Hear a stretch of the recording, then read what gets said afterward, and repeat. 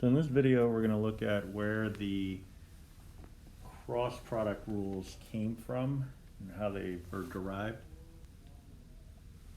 It's an interesting process that's kind of heavy on the algebra, but if we strategically use some linear algebra concepts, then we can kind of save ourselves some time and energy. So I kind of got started here. We did some of this in class, but also some of it I think is pretty straightforward based off the definition of a cross product. So a cross product is a vector that's orthogonal to two given vectors. Right? So you have vectors u and v. There necessarily exists a third vector w that we'll call w that is orthogonal to both u and v. So if that's the case, then we can state, if we're working in three space, we can state vector u as u1, u2, u3. Same idea for v and w. But also the dot product of u and w, and also v and w should be equal to 0, those two dots. All right. So what we can do here is take these two equations, and instead of going through the rigorous, arduous process of solving by elimination, the system of equations, what we can do is we can develop a set of vectors. All right. Kind of wish I scaled it the right way so I could line it up a little nicer, but there we go. So we could determine the values w1, w2, w3 that would allow for these two equations to be true. All right. For convenience and also necessity, it would be helpful if we had a third equation. Now, one equation that's it's there, but it's sort of hidden, would be actually a third vector that we know would also follow this relationship. All right. And I can just kind of chuck it in here on the fly, but I'd rather explain it to you, obviously. So we know that the dotting of u and w gives a result of 0. Same thing with v and w. But also, if we dot the 0 vector with w, we would get a result of 0 as well. All right. So the 0 vector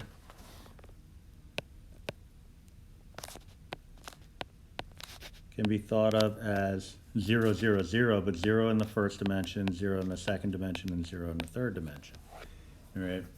So by dotting that against w1, w2, w3, we get an additional equation of 0, w1 plus 0, w2 plus 0, w3 is equal to 0. All right. Now, at first glance, it doesn't seem like that's going to be overly useful, but it will help in the process because what it gives us is another true equation, another true relationship that we can factor into this whole thing. All right.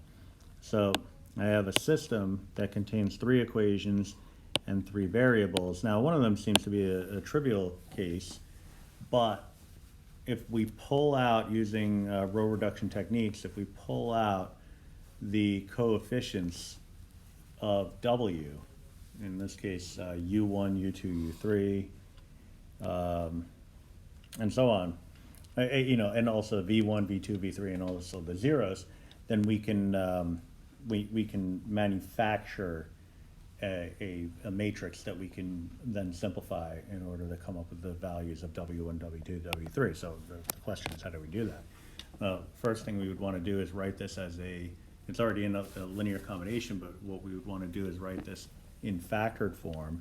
And so that would be u1, u2, u3. If we multiply that, or if we did multiply that by w1, w2, w3, that would give us our first equation as long as the whole thing was equal to 0. All right, so we're looking at, eventually it'll be a 3 by 3 square matrix against a 3 by 1, so 3 by 3 against a 3 by 1, the result should be 3 by 1, so 3 by 1. All right, so 3 rows, 1 column, so the first entry would be 0. All right. We would then say V1, V2, V3, because if we multiply that by W1, W2, W3 using matrix multiplication, all right, so that's the topic that if this is not making much sense, that you would want to look up matrix multiplication.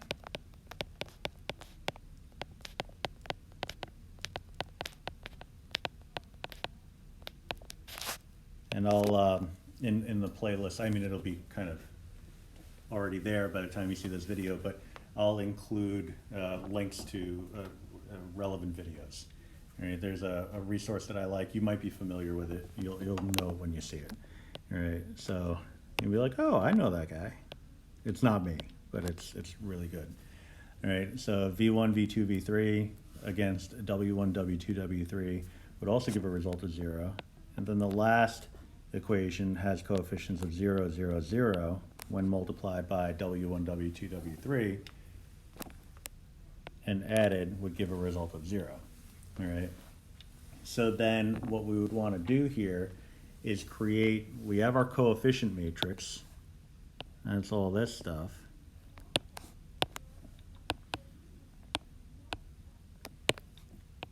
We want to augment that and create the augmented matrix. The wonky looking closed bracket, which only looks as terrible as it does now that I look at it carefully. It's not looking much better there. But if I draw a vertical here, separating the coefficients and the augmentation column, you know, the solution vector, then we have a matrix that what we can do, we can look to row reduce this and put this into reduced row echelon form. So that's what we're looking to do here, is we're looking to R-ref this bad boy, as I tend to say sometimes. All right, so that's our goal here. So that's something else that you want to look up. All right, if you're not familiar with that, the row reduction strategies, you want to get it into reduced row echelon form. All right, so I'm going to carry through the process, but it's not going to be pretty because we're dealing with general terms here rather than specific numerical values. All right. If you want, you could actually test this out with an example. This might actually be what I have on the screen here. This might actually be an example. I can't remember though. No, actually I don't think, forget it. Forget I said anything. So, but you could test it out with two vectors that you're looking to find the cross product between, vector u, vector v. Put your two vectors into this form and see what comes up. And you'll see that it's actually very close to what it ought to be. All right, and I'll show you how you can correct for that as we go.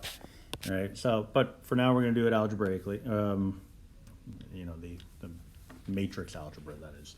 So what I want to do is I want to get rid of really anything down the main diagonal that's below the main diagonal. So if you're thinking in terms of row reduction techniques, we could do that with scalar multiples. We can do it by multiplying a row by a particular value, numerical value, scalar quantity, and then adding it to another row. We can swap rows, but that's really it. The three main things that we can do are those three things. So we can multiply by a scalar, we can multiply by a scalar and then add one row to another, or we could swap rows. All right, so what I'm going to do is I'm going to try to get rid of this entry here, that V1. So in order to do that, what I would want to do is I'd want to take row 1, all right, I want to take my row 1, and I need to make that first entry here into a negative V. All right, so I'm going to multiply row 1 by negative V, oh, I should say V1. All right, so negative V1, just want to give myself a little bit more space here. but I also want to divide out the U1. All right, so I'm going to take row 1, which I'm denoting with an R1. And you know, sometimes people like to write it like the way I just did it, but sometimes they write it this way just so the ratios are a little less confusing. I kind of decided on the fly that that's what I'm going to do. And then take that result and add it to R2. All right, so this is the operation that we're going to perform here. So the key is, and this is what, if you don't have much experience with linear algebra, this will kind of drive you nuts early on. And that is, you leave your first row as is. We perform the operation only on the second row.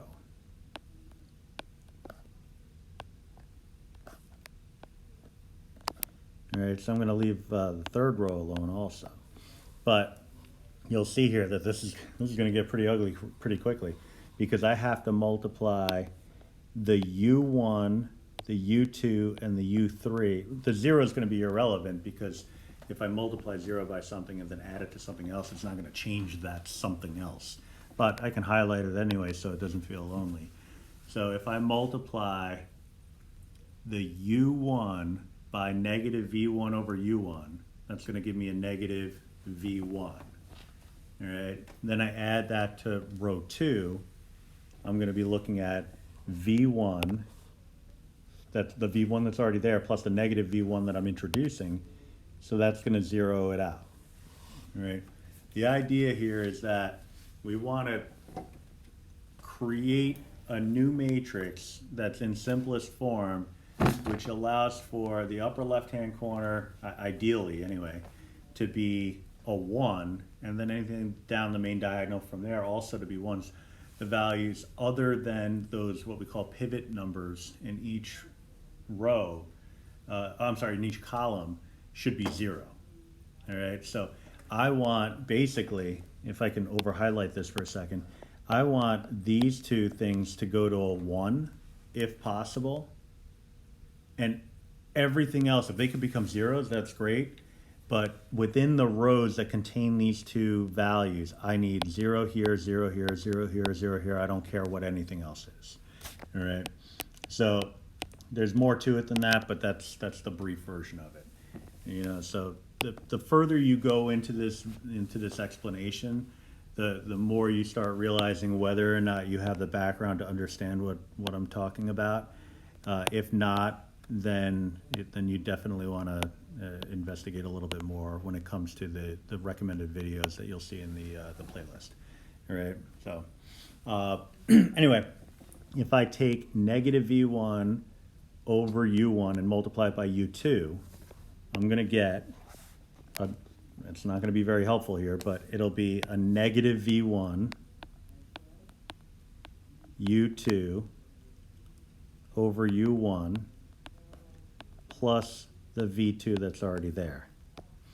All right. And then we do the same thing with the V3.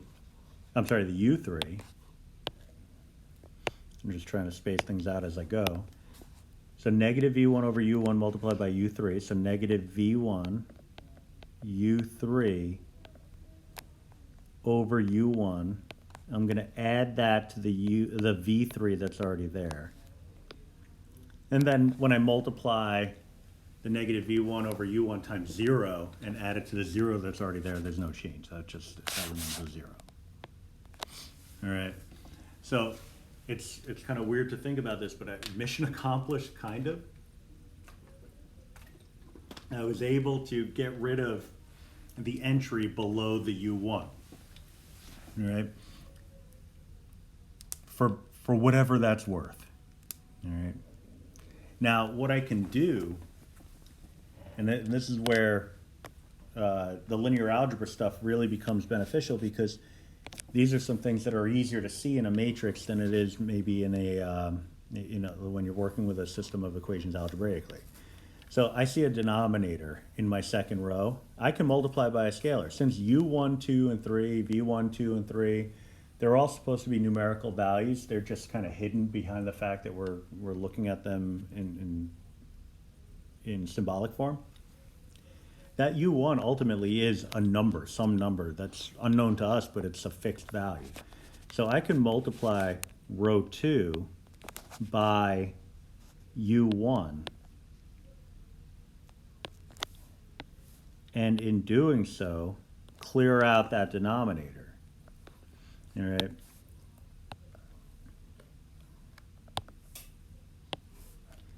So, you know, it's writing. It's going to be a fair amount of writing, but we can manage it.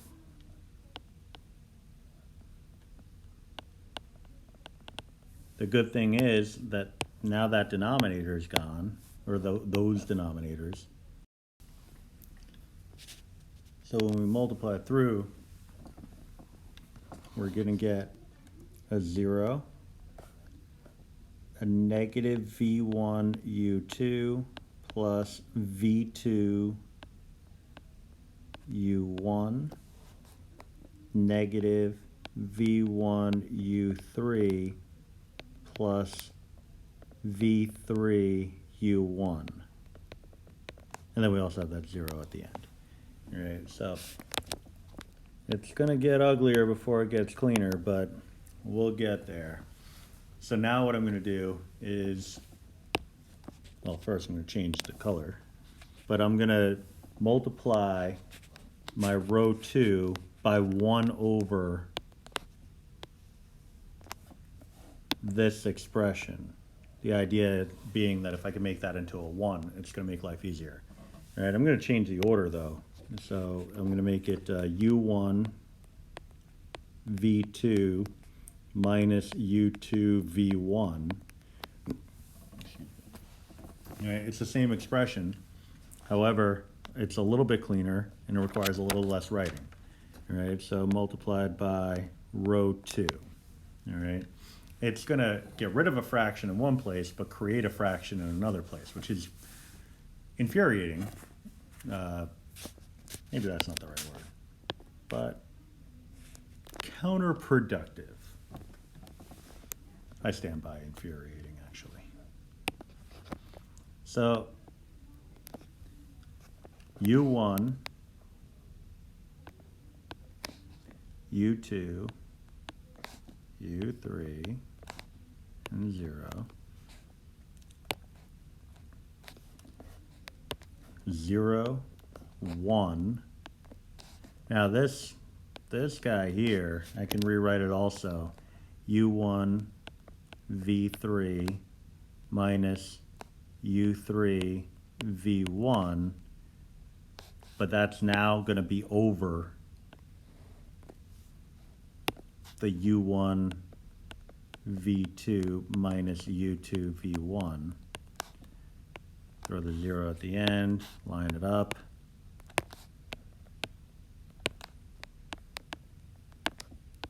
Try to make it look a little nicer.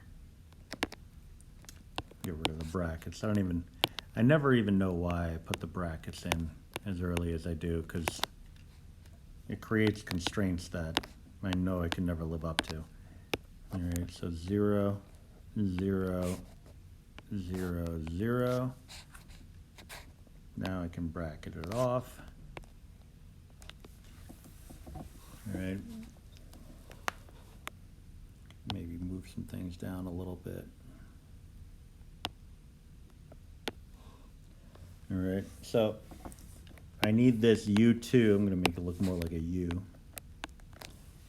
to become a 0.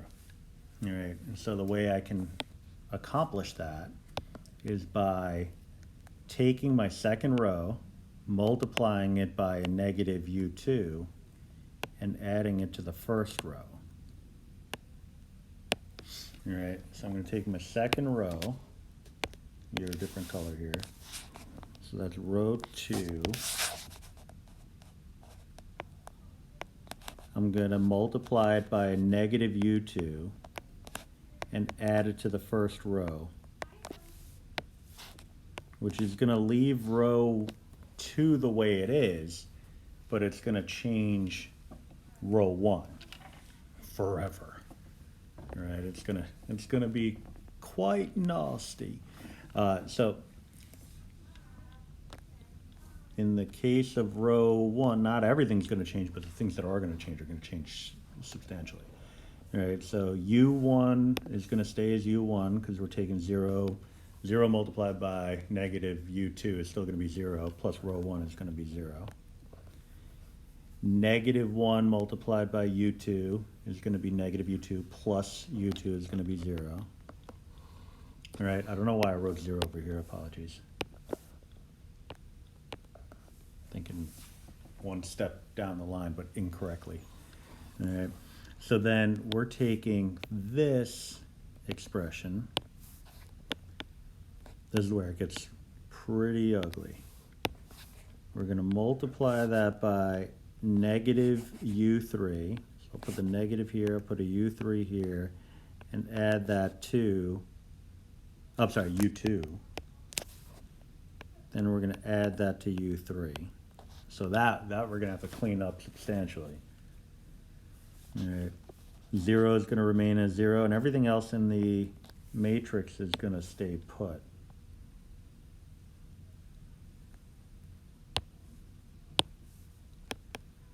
All right, but the big old elephant in the room here is that that crazy expression in the first row. All right. Now, we also want to get rid of this jammy over here, but you kind of look at it and say, well, hold on. One thing at a time here. If we can get rid of that, that's great, but what about all this stuff over here? You know, so that's where we're gonna go. So the next challenge in this whole process is this guy. All right, so let's just kind of pull that out and take a look at it separately. Now we have a negative that we can distribute through, so we can do that. So let's do that as, instead of negating each part, let's just switch the order because that'll accomplish the same thing. So we'd be looking at U3 V1 minus U1 V3 over the U1 V2. I lost my 1 here real quick. I'll put it back in. U1 V2 minus U2 V1. That whole thing is multiplied by U2. And adding to that, we have the U3. But if we really want to add to it, then we need a common denominator. So let's do that.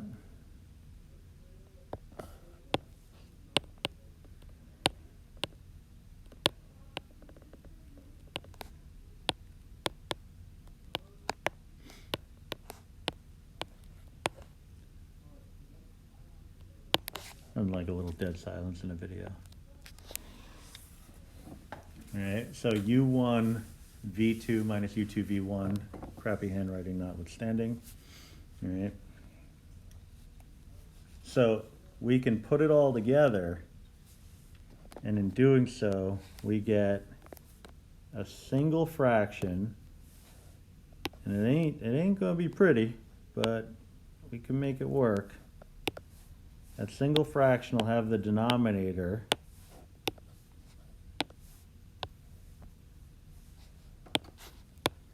that common denominator. We have a U2, U3, V1 minus U1, U2, V3 plus U1, U3, V2 minus U2, poor quality U, U2, U3, V1. All right, so there's a lot going on here, but among this whole mess, hopefully you see that we have that common, well, opposites actually. U2, U3, V1, they're opposites of one another, they'll cancel. All right. Now, you also see maybe that there's a common U1 that can be factored out in the numerator, it's just a question of what's the benefit? You know, why bother doing that? All right, so what we'll do at this point is we'll factor it out without knowing what the purpose of factoring it out will be, but there will be a purpose. So I'm going to factor out actually a negative u1, and that'll give me u2 v3 minus u3 v2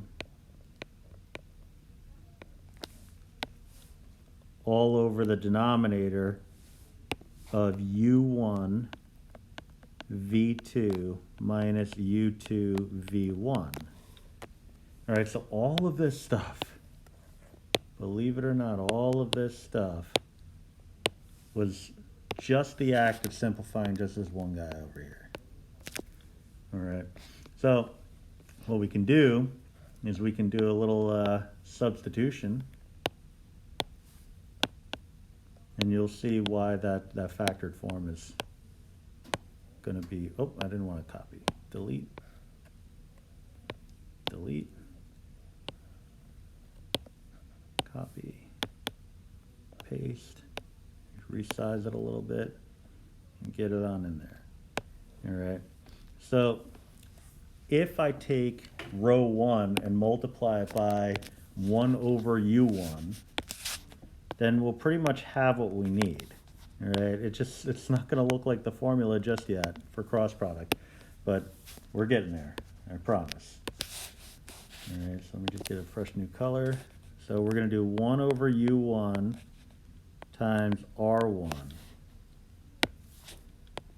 All right, and what that's going to do is it's going to divide out a u1 from each of these, and you see that extra u1 that we didn't know what to do with before? Now we know what to do with it. We know what to do with it. Yeah, I think I said that the right way. I start questioning myself. I still might not have said it the right way, but I'm fine moving on. And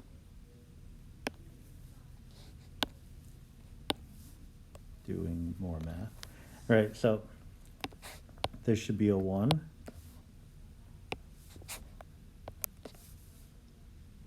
This should now just be a negative sign.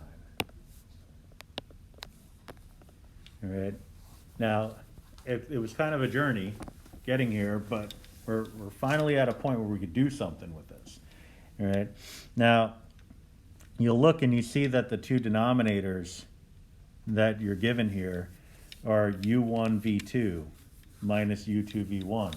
There's actually something really good that's going to happen there.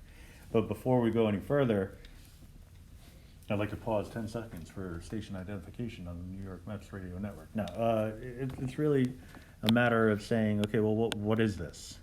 All right. Well, if we think back to how this all began, we set this up by saying that this was an augmented matrix that was the result of the matrix multiplication of vectors u, v, and the 0 vector by the w vector, the cross product vector, giving a result of 0, 0, 0. All right, so, okay, that's all wonderful. But what does that tell us? Well, it tells us in reverse that if we break this up, we know that this is the solution vector, that this part of it, all of this stuff, represents the coefficient matrix.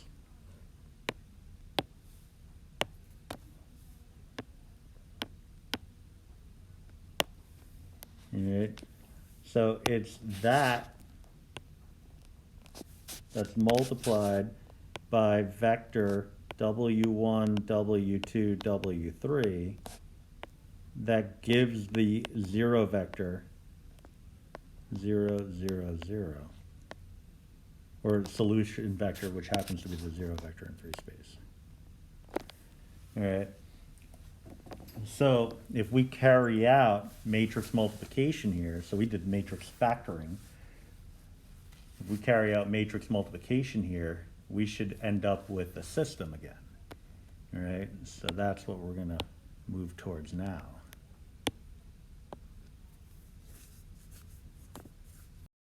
In the process of matrix multiplication, we would take the first row and multiply it by the vector W, right? In which case we get, it's, like I said, it's not going to be pretty, but we're going to get W1 plus 0 W2 plus all of this stuff. Just get rid of the highlight. W3 equals 0. And then the same idea for the next one.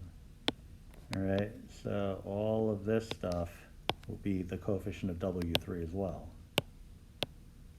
Except this time it's 0 W1 plus 1 W2 plus all of that stuff W3 is equal to 0. And then the last entry would be 0 W1 plus 0 W2 plus 0 W3, result of 0. All right. What this allows me to do is solve each of these equations for their respective components. So W1 could be thought of as all of this W3 just without the negative. W2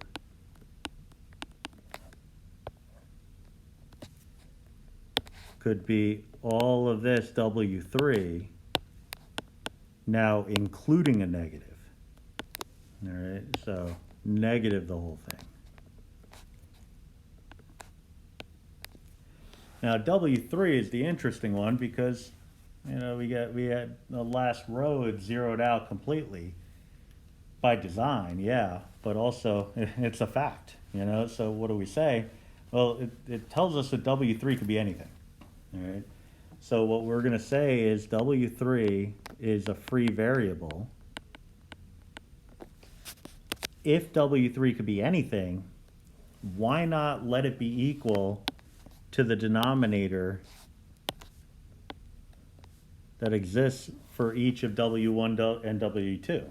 So let's let, because we let it be anything, let W3 be equal to U1 V2 minus U2 V1.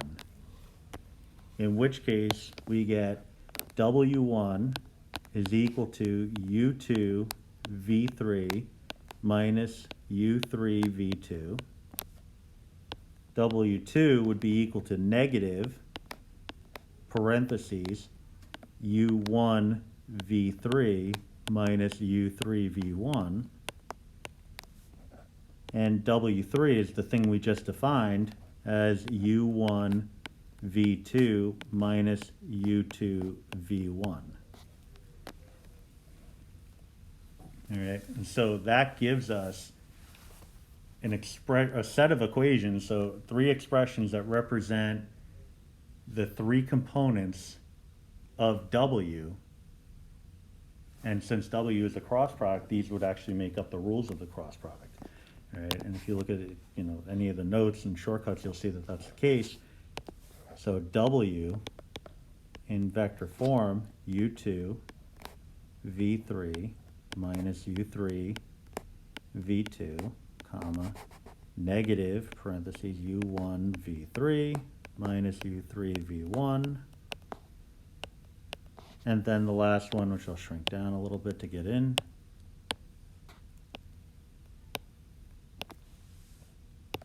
The last one is U1 V2 minus U2 V1. And that's the derivation of the cross product rules, or set of rules.